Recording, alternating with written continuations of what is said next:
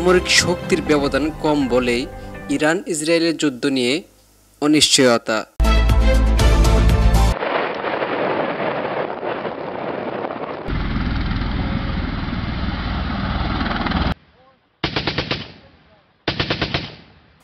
ইসরায়েলে ইরানের মিসাইল হামলার পর তেল আবিব তেহরান উত্তেজনা পারদ ছড়েছে নতুন উচ্চতায়। হামলার জবাবে ইসরায়েলের পদক্ষেপ কী হবে তা নিয়ে চলছে চুলচেরা বিশ্লেষণ। দু দেশের মধ্যে সরাসরি সংঘাত ঘিরে আঞ্চলিক যুদ্ধ শুরুর আশঙ্কা করছেন অনেকে, কারণ সামরিক ক্ষমতার দিক থেকে দু দেশই বেশ শক্তিশালী। গ্লোবাল ফায়ার পাওয়ারের র্যাঙ্কিং বলছে বিশ্বের সামরিক শক্তির তালিকায় ইসরায়েলের চেয়ে কয়েক ধাপ এগিয়ে আছে ইরান। তালিকায় ইরানের অবস্থান 14, ইসরায়েলের অবস্থান 17। সেনা সংখ্যায় ইরানের অর্ধেক ইসরায়েলি বাহিনীর।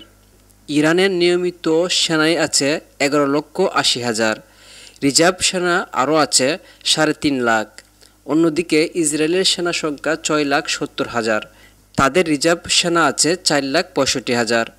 সমরযানের হিসেবেও ইসরায়েলকে পিছনে ফেলেছে ইরান।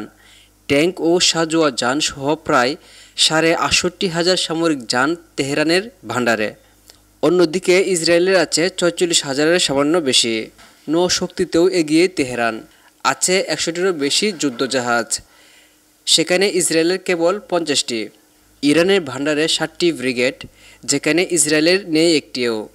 সাবমেরিনের হিসেবেও তেহরানের অর্ধেকও কম আছে তেল আবিবের। তবে এয়ার পাওয়ারে এগিয়ে ইসরায়েল। ইরানের সামরিক বিমানের সংখ্যা 551টি, অন্যদিকে ইসরায়েলের বিমানের সংখ্যা 612টি।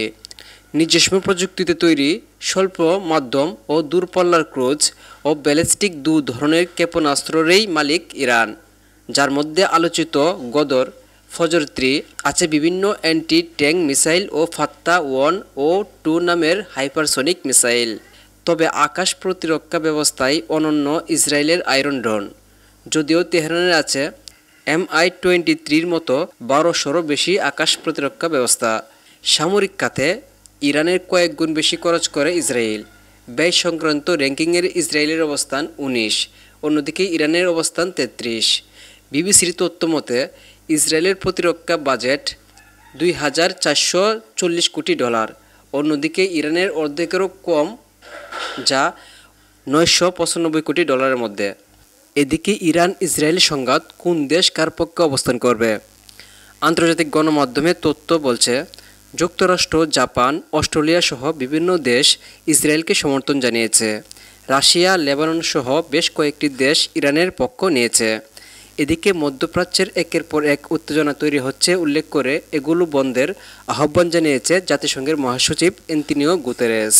ইরানের হামলায় ক্ষুব্ধ হয়েছে মধ্যপ্রাচ্যের ইসরায়েলের মিত্র যুক্তরাষ্ট্র। ইরানকে কঠিন পরিণতি ভোগ করতে হবে বলে হুঁশিয়ারি দিয়েছে পেন্টাগন। তেহরানকে মোকাবেলায় তেল আবিবের পূর্ণ সমর্থনের পাশাপাশি ইসরায়েলের প্রতিরক্ষা নিশ্চিতে প্রত্যক্ষ সহায়তার কথা জানিয়েছে বাইডেন প্রশাসন। এদিকে ইসরায়েলের বিরুদ্ধে ইরানের প্রতিশোধমূলক হামলায় সমর্থন জানিয়েছে রাশিয়া। তেহরানের এই হামলা নেতানিয়াহু সরকারের ক্রমাগত অপরাধ ও ইসমাইল হানিয়াকে হত্যার প্রতিক্রিয়া ছিল বলে উল্লেখ করেছে মস্কো।